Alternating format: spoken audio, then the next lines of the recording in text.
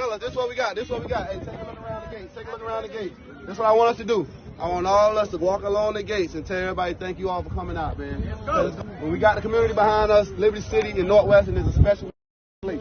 Yes, sir. Understand that. Take notice of what the happened today around that fence. It's going to be triple that, quadruple that come Friday nights. So walk around and just tell everybody thank you, man. I appreciate y'all. Way to work. I'll see y'all Monday, man. Hey, get bet on 3. 1, 2, 3.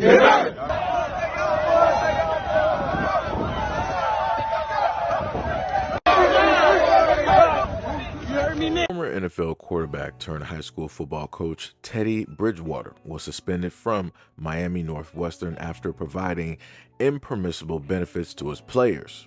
Bridgewater confirmed the suspension and stated that he was committed to staying with Miami Northwestern even though the team suspended him. Quote, "The suspension came from MNW, and it's impossible to suspend someone who doesn't work for you. So if I'm suspended from MNW, I'm free to go to another school of my choice, but I'm not going anywhere.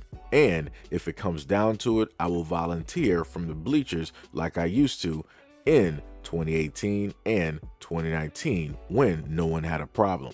The suspension may stem from a post Bridgewater put on Facebook on July 7th. In the post, Bridgewater revealed that he covered Uber rides, meals, recovery services for his players last season. He asked fans to donate and cover those expenses this year so they wouldn't have to come directly from his pocket. That apparently drew the attention of the Florida High School Athletic Association. Official with the FHSAA, Kelvin Richardson, stated that those allegations were sent to Miami Northwestern and that the FHSAA are working to gain more information. The FHSAA has come down to other schools for similar violations. Quote, "There is recent precedents for the FHSAA punishing programs for players receiving free meals and Uber rides. Last fall, several players at the First Academy were found to have received impermissible benefits, including a free Uber ride. The FHSAA hit the Royals with a 2-year postseason ban and a $36,000 fine as a result. It isn't clear whether Miami Northwestern will receive additional punishments following Bridgewater's suspension. Prior to coaching at Miami Northwestern, his alma mater Bridgewater spent 10 seasons in the NFL. He originally joined the league as a first-round draft pick by the Minnesota Vikings. After making a Pro Bowl in his second season, Bridgewater sustained a dislocated knee and tore multiple ligaments during training camp. He returned in 2017, though he mostly spent time as a backup the rest of his career. Following the 2023 NFL season, Bridgewater retired to coach Miami Northwestern. He led the team to the state championship in his first year and then unretired from the NFL to join the Detroit Lions late last season. He served as Jared Goff's backup and did not appear in regular season games. So this is what he stated directly from his social media page. He said, "Good morning to all of my Bulls and Bull supporters. Today I'm coming to you on behalf of the football team and seeking donations to assist our boys this season and to help me carry the load so I no longer have to take from my personal funds to keep smiles on these young men's faces and remind them that they matter. From daily Uber rides to feeding the boys, MLK $1,500 a week. Every morning following our morning training sessions to feed the boys, catered pasta during the season, to pride sets to training camps, I cover all the expenses. So today I'm putting together my fund package for individuals looking to donate to the program. You will be able to donate to the foundation personally, and funds will be used throughout the season as we get ready to crank up. The most recent event we have coming up is our training camp, where we sleep in the school's basketball gym. Last year, it cost me about $14,000 to conduct the camp, 4 nights, 3 hot meals a day from local black-owned restaurants, and a snack on some of those days. Last year, it cost me $9,500 to purchase pride sets for the players so they can look like a team. Also last year, it cost me $300 a week to keep the field painted with lines and numbers so our players can know how to line up and execute. last year. It also cost me $1,300 a week to have recovery trucks come service the players the day before the games. During the session each week, it cost me $2,200 to feed the team pre-game meals. Each week, I spend around $700 on Uber fares. So hear me out. This isn't a cry out for help, but more so a coach seeking donations. I will post a fundraising package I put together later today, and I will provide my foundation's bank account information later today. If Teddy Bridgewater doesn't personally approach on behalf of the football team asking for donations, feel free to do what you want.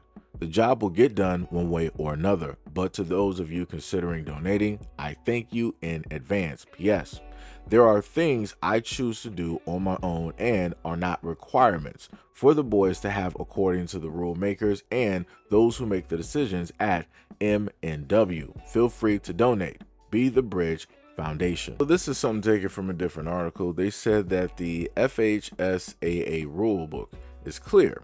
Coaches and schools cannot provide athletes with materials supporting beyond specific limits, regardless of where the money comes from. The rule is designed to prevent wealthy programs from gaining unfair advantages by offering perks to student athletes. But in practice, these rules can have a different effect on coaches who want to do more for their players. And I agree. He didn't do anything wrong. Any of the kids that may come from, again, from the hood, they might not have the transportation. They might not have family or people that can get them there on time, and they need to be there so that they can, learn their positions, the routes, and all of these other types of things, train properly, right? Some of these kids may be coming from a place where they might not be getting, 3 square meals a day, right? They may be, again, coming from disadvantaged areas. They may be coming from, poverty-stricken situations. And this guy is not only helping them train, not only is he feeding them, he is mentoring them. He is also conditioning them. He is doing everything possible as the man that he is to be a father figure directly, not only a coach, but a father figure to these young men.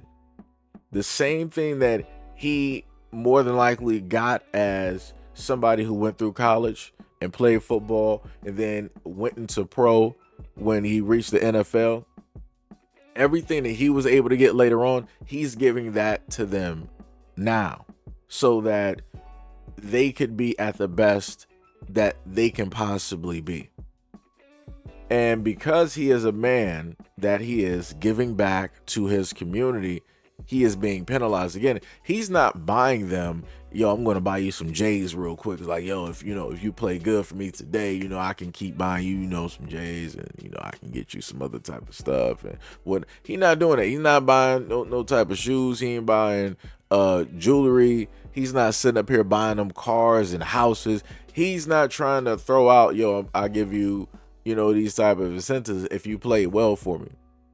No, that's not what he's doing. He's just making sure that they're good. That's it. He's giving back. And because of these ridiculous rules that they have, like I said, this is what makes it very difficult for those who want to give back to their community to be able to give back. This is what makes it difficult.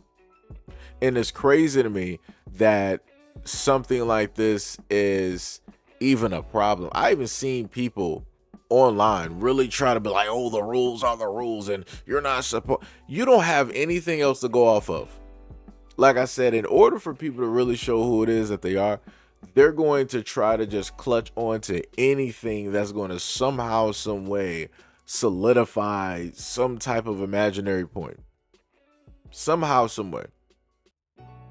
And as the man stated directly in one of his posts, he said, either which way it goes, if people donate, that's cool. We got it done that way. If people donate, that's cool. I'm going to sit up there and still put money directly into this. So now inevitably what's going to happen, because he is, I guess, suspended, he's no longer the coach directly for the young men. He's going to be in the bleachers, and he is still going to be giving money, and he's still going to be making sure they get those 3 square meals.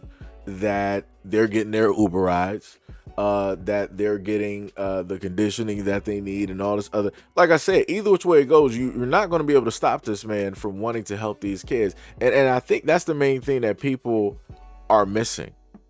This is a man who made it, and he wants to come back and he wants to give to the kids. But you have those out there that are telling him, no, we're not going to allow you to do this. Like I said, it's a different story if he was throwing incentives like, yo, if you play great for me, I'll buy your parents a house and all. It'd have been different if he was doing stuff like that. That's not what he's doing. That's not what he's doing. And then the craziest part is, we know for a fact that if you take this into other communities where they got well-off, affluent people, a lot of these kids are getting the best of the best of the best of the best of the best. Right? They're getting all types of like cooling equipment for their bodies after every single training session. They got like a 5-star master chef sitting up there whipping up meals directly for the teams and all this other type of stuff. And the teams are taking trips around the globe. Like, they're doing all types of stuff because of these affluent, well-off areas. Right? But, you know, again, there are special rules for everybody. And as stated before, you know, when you come from a certain place and you look a certain type of way, there are going to be certain types of rules specifically for you. Somebody stated before that, you know, if you happen to make it out the hood, then you stay directly out the hood. But if you make it out the hood and you come back and you want to uplift your people, they state that they're going to make it very difficult for you to be able to do that, either by way of brainwashing your people or by way of making rules and regulations that, again, are nonsensical, but yet it'll make sense to them, in order to make sure that you're not able to uplift and pull people from out just like you were able to make it out. And to me, this story pretty much symbolizes that exact thing.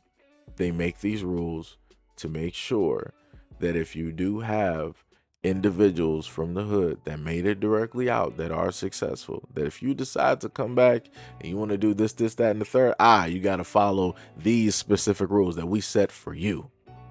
And you bet not ever go over these rules, because if so, we are going to penalize you and we are going to make you the poster child. We are going to shame you and we are going to make sure to demonize you in whatever type of light that we please, because we say so. But anyways, let me know what you guys think about this video and everything that I stated in the comment description below. And as always, peace, love, and stay tuned for the next video.